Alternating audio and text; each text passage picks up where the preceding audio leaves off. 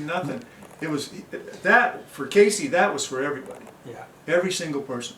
And when he was a little kid, I mean, when he was 2, when he was 3, 4, 5, 6, like that, he was just amazing. He was just so, he was so calm, and he never threw a fit about nothing. He never caused any trouble. Even when he was like 1 and 2 like that.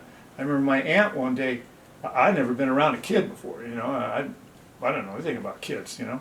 And my aunt once was over and was seeing Casey and visiting the family and all that stuff. And after a while, she asked me. She said, "Is he always like this?" And I said, "Like what?"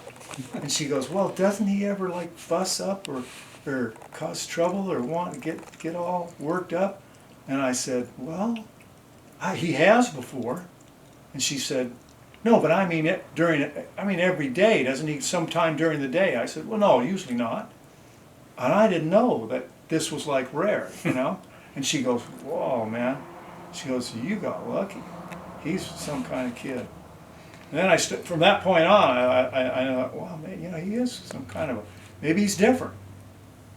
Because he didn't. He was different. He was always in his things were always cool with him. He was comfortable with himself. Big time. Didn't care whatever, you know, he respected other people's styles and ideas. Always. But he didn't care, you know, he loved what he loved, whether, you know, people thought it was cool or not. That's why he's the guy in pink tennis shoes on the beach. I mean, whoever sees a guy wearing pink tennis, who can pull that off? He can, because that's true. He was comfortable and he loved what he loved. Yeah, he was content and comfortable with himself. Yeah. In his own skin, all right from the beginning. He was just, every day was a wonderful day for him. Yeah, every day was. Yeah. Yeah, absolutely. He was a total joy. When he was little, he was an absolute joy to be around, and when he was older, he was an absolute joy to be around. Even when times were bad, when, you know, he was going through, you know, addiction. Oh yeah. Even those days, like when it was bad. Yeah. He woke up and he was pleasant to be around. You were still like, who else do you know that is? I remember Jesse Carone had a CSI TV show release. Yeah. When he was doing the Hollywood thing. Doing that, and the room was packed. There were like 75 people, and the lights had been down for maybe 15 minutes. The show is already going. We're waiting for Jesse's scene. Casey walks in late, and he was well into his hard times. I mean, years into the hard times, like 3 years into it. And you know, you would think when somebody walks in late to a party, and you know everybody knew it was very aware of his addiction problem, right, that they would just be like, oh.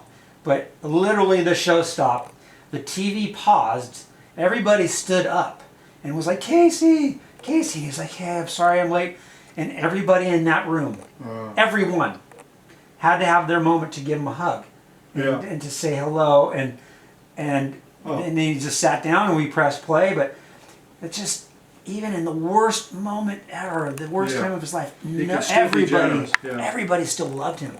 Yeah, he was worried sick during that period, but he could pull himself out of it. But sometimes, you know, he was afraid of what was coming for him, you know, and he was worried and stuff. But he didn't show it all the time. With me at home, when we're alone, then he'd let it down. And other than that, he'd pretty well pick himself up, you know.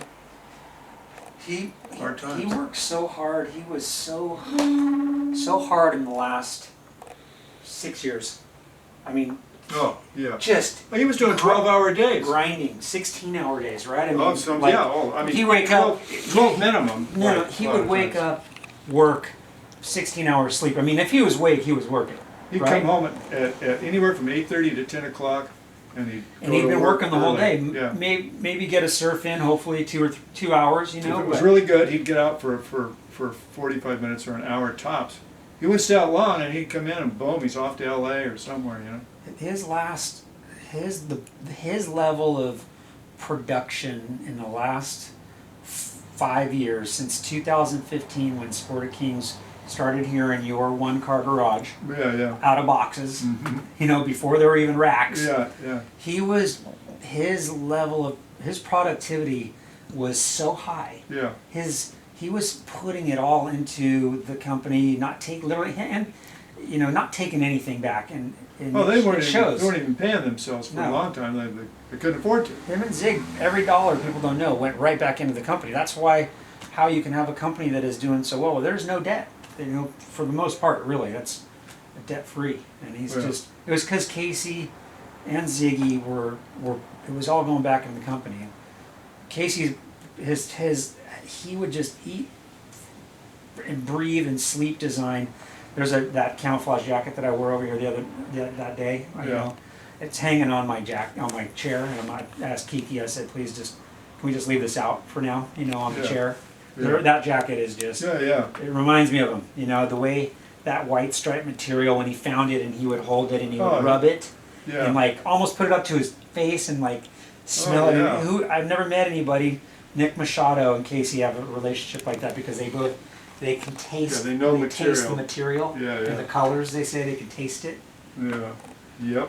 That's, Yeah, that fashion. That like what is everybody going to be wearing now? It's you know it's just you know What he could have done, if he hadn't had to go right now, what he could have done over these next few years, 5 years, 10 years, no telling. Ziggy obviously has been a huge part, and I know he's going to work hard. He said it.